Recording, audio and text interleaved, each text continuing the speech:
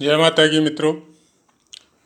रूस यूक्रेन वार या शनिदेव का धनिष्ठा नक्षत्र में पदार्पण, इसके विषय में एक वीडियो मैंने पहले पोस्ट किया था और उसकी सिचुएशन भी बताई थी कि ये वार में शांति कब तक प्राप्त हो सकती है। तो अभी फाइनली वो समय सामने आ गया है। गुरुदेव उदय हो चुके हैं और जब गुरुदेव का उदय होता है तो बहुत कुछ विषजनित दोष हो, आपके दिमाग में कोई खुरापाती दोष हो, कोई विष योग हो, कोई चांडाल योग हो, ये सबसे बहुत कुछ निजात हम लोगों को अपनी जन्मपत्री में भी और ओवरऑल वर्ल्ड की जो सिचुएशन है उसमें भी बहुत कुछ मिलता है। और आशा है इस समय में अब जाके कुछ शांति समझौता हो, शांति की बातें होनी चालू होगी। और जो यूक्रेन के राष्ट्रपति है उनकी भी जो बुद्धि का दिवाला निकला हुआ था, साफ शब्दों में ही बोल देता हूँ, क्योंकि ऐसा शासनाध्यक्ष जो अपने देश का बर्बादी खुद ही करवा रहे हैं, केवल ये बोल के कि हम लोगों ने रशिया रूस के इतने सैनिक मार दिए या इतने टैंक मार दिए, लेकिन अपनी पब्लिक का क्या किया, अपने देश का कैसा हालत किया, वो अब सबको पता है, सब सामने देख भी रहे। एक छोटा सा बात था, केवल उनको निगोशिएशन करना था। एक बार बोले कि हम मानने के शर्त मानने के लिए तैयार है और ठीक 1 घंटा बाद में बोलते हैं नहीं, हम डट के मुकाबला करेंगे। तो ये कुछ बुद्धि भ्रम का जो प्रॉब्लम उनका बुद्धि की वजह से चल रहा था, गुरुदेव अस्त था। अब शायद आशा है उसमें कुछ सुधार होगा और अपने देश का हित सोचेंगे, न कि किसी दूसरे देश की कठपुतली बन के अपने देश की पब्लिक का और अपने देश का बर्बादी करेंगे।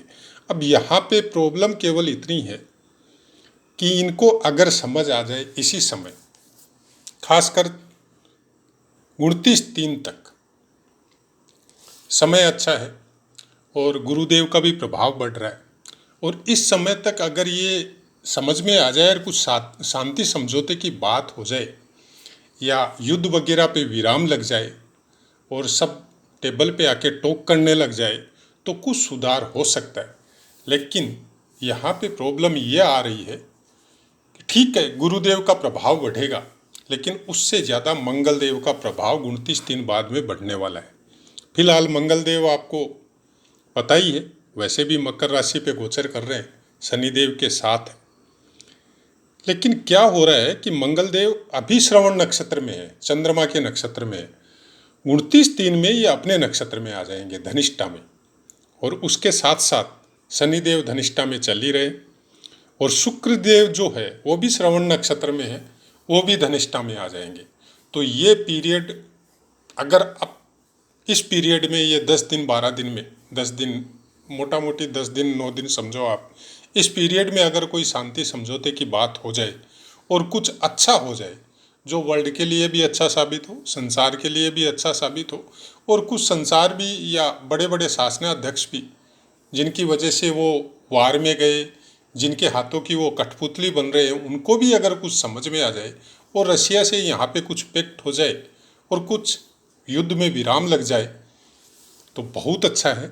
नहीं तो आगे आने वाला समय फिर खासकर मार्च के बाद में ये कुछ ज़्यादा अच्छा समय नहीं बता रहा है। फिर वापस धनिष्ठा नक्षत्र का गोचर कुछ नया प्रोपेगेंडा या नया कोई काम या कोई नेचुरल क्लेमिटी भी ऐसा हो सकता है, कोई भूकंप या ज्वालामुखी टाइप का कोई चीज़ हो सकता है जो कि नज़र आ रहा है, भगवान न करे ऐसा हो, और जो नज़र आ रहा है वो नहीं नज़र आए, खास झूठ हो, ऐसा नहीं होना चाहिए।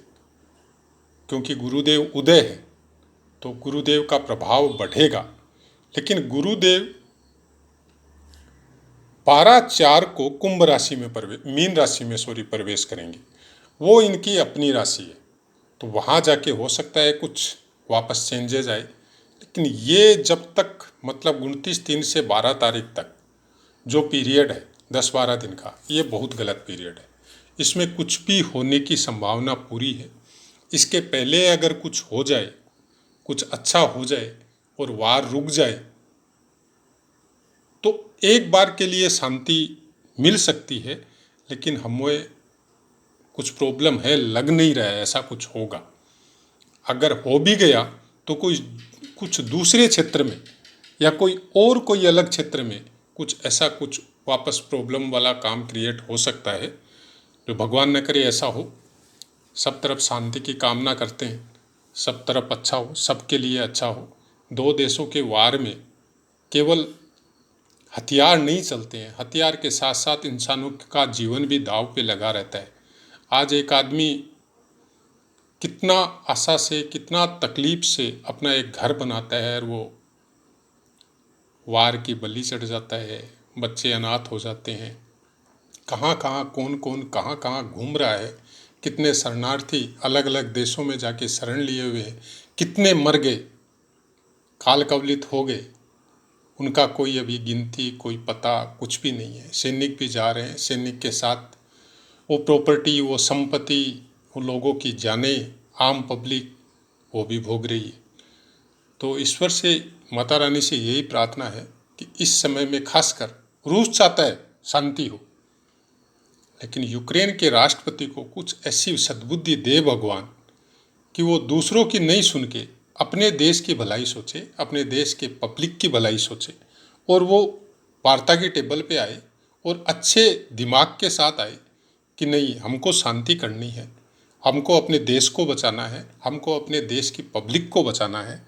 ऐसी आशा के साथ अपनी वाणी को विराम देते हुए आप सबसे आज्ञा लेते हैं। जय माता की मित्रों।